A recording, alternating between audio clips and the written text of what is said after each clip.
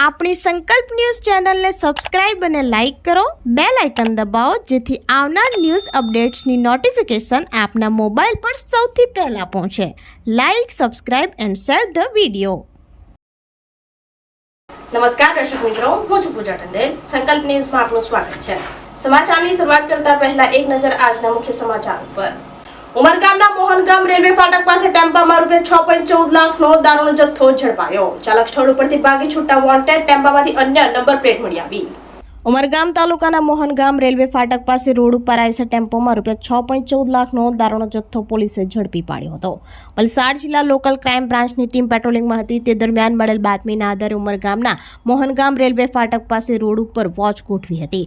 ત્યારે Eicher tempo number DN09S9780 આવતા પોલીસે રોક્યો હતો, જેમાં તપાસ કરતા પ્લાયવુડના ભરેલ મોટા બોક્સમાં ચોરી છુપીથી દારૂ લઈ જતા બોટલ નંગ 3744 જેની કિંમત ₹6.14 લાખનો દારૂનો જથ્થો મળી આવ્યો હતો. જ્યારે આઈસર ટેમ્પો ચાલક સ્થળ ઉપરથી ભાગી છૂટ્યો હતો. તેમજ ટેમ્પામાંથી રજિસ્ટ્રેશન નંબર GJ23AW7289 લખેલ 2 નંબર પ્લેટ મળી આવી હતી. આ મામલે ભિલાડ પોલીસ મથકે ગુનો નોંધી વધુ તપાસ હાથ ધરવામાં આવી છે.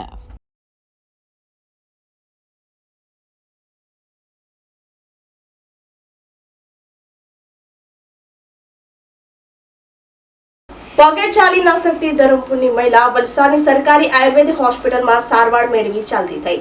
મને એવું લાગતું હતું કે મને લકવો લાગી જશે, આજીવન પથારી વર્ષ રહીશ, પરંતુ આયુર્વેદિક હોસ્પિટલે મને નવજીવન આપ્યું હોવાનું જણાવતા દર્દી રેખાબેન પટેલ, એક એવા મહિલા પેશન્ટ કે જે પોતાના પગ ઉપર ચાલી શકતા ન હતા, 3 થી 4 માણસોએ ભેગા મળી પકડીને ચલાવવું પડતું હતું. ધરમપુર તાલુકાના નાની વૈયાડ ગામમાં મહેંદી ફળિયા ખાતે રહેતા અને MA BEd થયેલા 51 વર્ષીય રેખાબેન અશોકભાઈ પટેલ અગાઉ સુરત ખાતે સ્કૂલમાં ફરજ બજાવતા હતા. છેલ્લા 1 માસથી તેઓને હાથ પગ ખૂબ જ દુખતા હતા. પોતાના પગ ઉપર ચાલી શકે તે માટે વલસાડ, નવસારી અને સુરત સહિતની અનેક ખાનગી હોસ્પિટલના પગથિયા ધસી નાખ્યા અને પૈસાનું પાણી પણ કરી નાખ્યું, છતાં કોઈ પરિણામ મળ્યું ન હતું.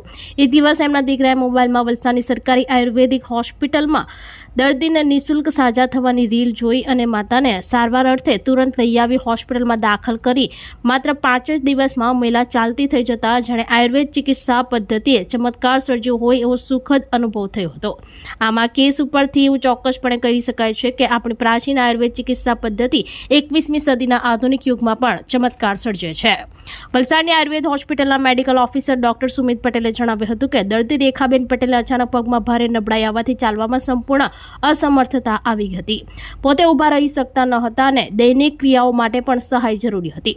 તપાસ દરમિયાન નર્વસ સિસ્ટમ સંબંધિત ગંભીર સમસ્યાના સંકેતો મળ્યા. આયુર્વેદિક દ્રષ્ટિએ દર્દીની સ્થિતિને મજ્જાગત, વાત, આમ સંયુક્ત તથા ઓજક્ષ તરીકે નિદાન કરી દર્દીને પંચકર્મ ઉપચાર આપવામાં આવી. ઉપચાર શરૂ થયા બાદ માત્ર 1 અઠવાડિયામાં દર્દીની સ્થિતિમાં નોંધપાત્ર સુધારો થયો અને જે દર્દી અગાઉ ચાલવામાં અસમર્થ હતા તેઓ હવે સહાય વગર ચાલતા થયા છે.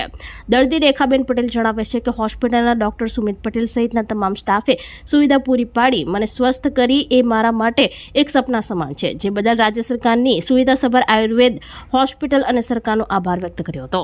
મારું નામ રેખાબેન અશોકભાઈ પટેલ, ગામ નાની વૈયા, મહેંદી ફળિયા. શરૂઆતમાં મને હાથ પગ એકદમ દુખ્યા આવ્યા, તો અમે વલસાડ, સુરત અને ધરમપુર બતાવ્યું. પ્રાઇવેટ હોસ્પિટલમાં પણ કોઈ રિઝલ્ટ નહીં મળ્યું, એટલે અમે આ આયુર્વેદિક દવાખાનામાં દાખલ થયા. ડૉક્ટર સુમિત પટેલની સારવારથી અમને ઘણું સારું થયું. લગભગ 3જા દિવસે અમને એકદમ રિકવરી આવવા લાગી. પ્રાઇવેટ હોસ્પિટલમાં અમે સુરત, વલસાડ અને ધરમપુર બતાવ્યું. એમાં અમને 4 લાખનો જેવો ખર્ચો થયો. અહીંયા આવ્યા પછી અને MRI, SCP, બાયોપ્સી એ બધું કરાવ્યું, પણ કોઈ રિઝલ્ટ અમને નહીં મળ્યું અને બીમારી શું છે તે પણ ખબર નહીં પડી.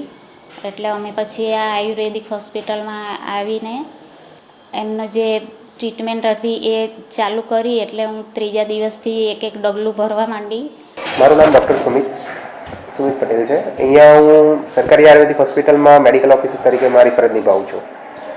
અહીંયા ઘણા પ્રકારની સારવાર થાય છે, જેમ કે સોરિયાસિસ છે, બરાબર, સાંધાના રોગો છે, આર્થરાઇટિસ છે, ઇવન ગર્ભસંસ્કાર જેવી ટ્રીટમેન્ટ બી થાય છે કે જે બાળકો નથી રહેતા કે એના માટે અમે કરવામાં આવે છે. અહીંયા વચ્ચે એક પેશન્ટ આવ્યું હતું રેખાબેન પટેલ કરીને, જે ધરમપુરથી આવ્યું હતું. એમને સ્પોન્ડિલાઇટિક ચેન્જીસ તરીકે એમને રોગ ડાયગ્નોસિસ થયો હતો, બરાબર, કે જે એલોપેથીમાં સ્પોન્ડિલાઇટિક તરીકે ઓળખવામાં આવે. આયુર્વેદિકમાં એને વાતવાદી તરીકે અમે ટ્રીટમેન્ટ કરી હતી એની. અહીંયા અમે ટ્રીટમેન્ટમાં એમને અભ્યંગ સ્વેદન, માત્રા બસ્તી, નીરુ બસ્તી તેમજ પત્રપિંડ સ્વેદ ઘણી બધી એમને ટ્રીટમેન્ટ કરવામાં આવી હતી. અને એમને જ્યારે આવ્યા હતા ત્યારે એમનાથી ચાલવામાં અને ઘણી તકલીફ થતી હતી, એ પોતાનું કામ બી નહીં કરી શકતા હતા. આવી પંચકર્મની અને જે આયુર્વેદિક ઔષધિઓ છે તેનો આ સરકાર નિઃશુલ્ક તમને સેવાઓ પૂરી પાડે છે. આમ અહીંયા મોટાભાગે જનતા લાભ લે જ છે આ હોસ્પિટલનો, પણ હજુ વધુ લોકો લાભ લે એવી મારી અપેક્ષા છે.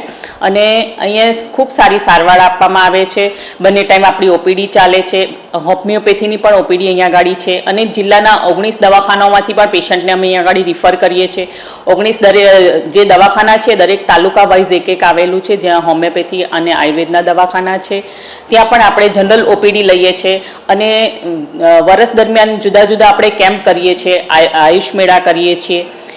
અને આરોગ્યને લગત આમ કરીને સેન્ટર છે આયુષ્માન આરોગ્ય મંદિર, એની અંદર આપણે યોગ સેન્ટર ચાલે છે. એવી જ રીતે હોસ્પિટલમાં પણ વેલનેસ સેન્ટર ચાલે છે, જ્યાં પણ યોગ કરાવવામાં આવે છે. એમ યોગનો પણ લાભ આપીએ છીએ આપણે લોકોને. તો આ તાજા સમાચારો, નવા સમાચારો સાથે કાલે ફરી મળીશું. નમસ્કાર. આપણી સંકલ્પ ન્યૂઝ ચેનલને સબસ્ક્રાઇબ અને લાઇક કરો, બેલ આઇકન દબાવો જેથી આવનાર ન્યૂઝ અપડેટ્સની નોટિફિકેશન આપના મોબાઈલ પર સૌથી પહેલા પહોંચે. Like, subscribe and share the video.